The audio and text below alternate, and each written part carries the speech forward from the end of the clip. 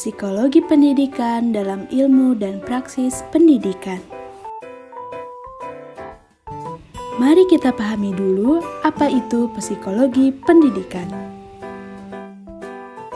Psikologi pendidikan sendiri merupakan cabang dari ilmu psikologi yang mengkhususkan diri pada cara memahami pengajaran dan pembelajaran dalam lingkungan pendidikan. Selain itu, psikologi pendidikan dan bimbingan ini merupakan studi yang mempelajari tentang dinamika emosi, sosial, dan perilaku siswa pada lingkup pendidikan.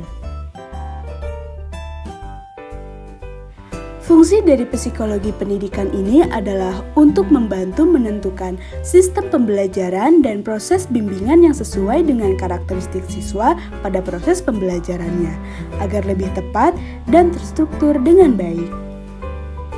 Menurut Alice Crow, psikologi pendidikan adalah studi yang mempelajari banyak hal, mulai dari mempelajari tentang kematangan seseorang dalam berpikir, tetapi juga mempelajari tentang pertumbuhan, proses belajar, dan mempelajari reaksi yang akan mempengaruhi proses belajar. Artinya, psikologi pendidikan memiliki lingkup yang cukup luas dan mengulas banyak hal seperti proses pembelajaran, evaluasi belajar, lingkungan, perkembangan dan kesehatan mental, hereditas, karakteristik, dan tingkah laku.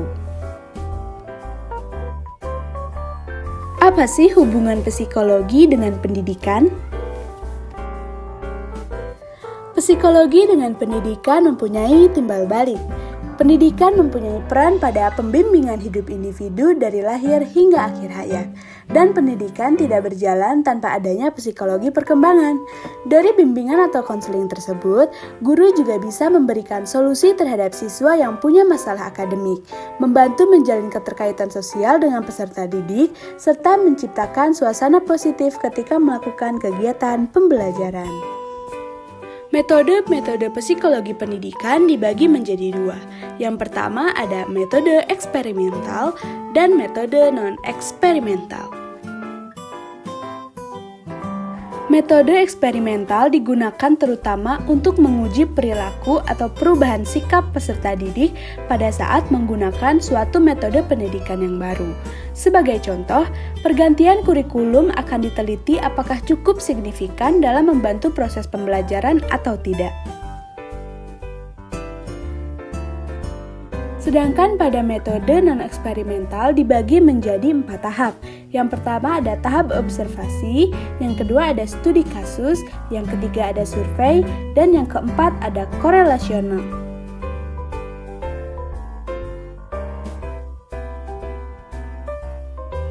Seorang guru harus bisa menyesuaikan metode belajar yang diterapkan.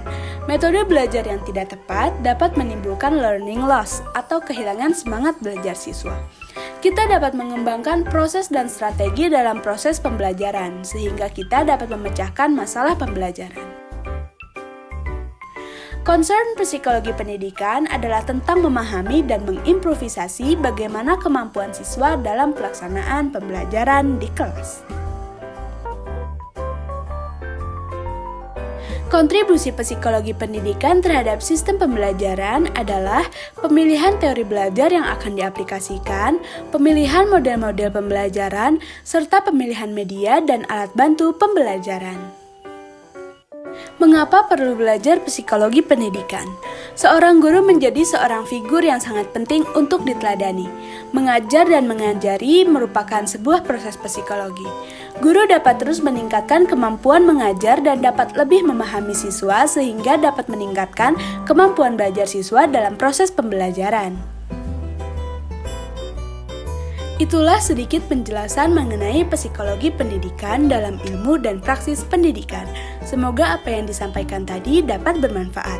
Saya Izna Indrianti dengan NIM 2102509 dari Pendidikan Geografi Universitas Pendidikan Indonesia, pamit undur diri. Sampai jumpa.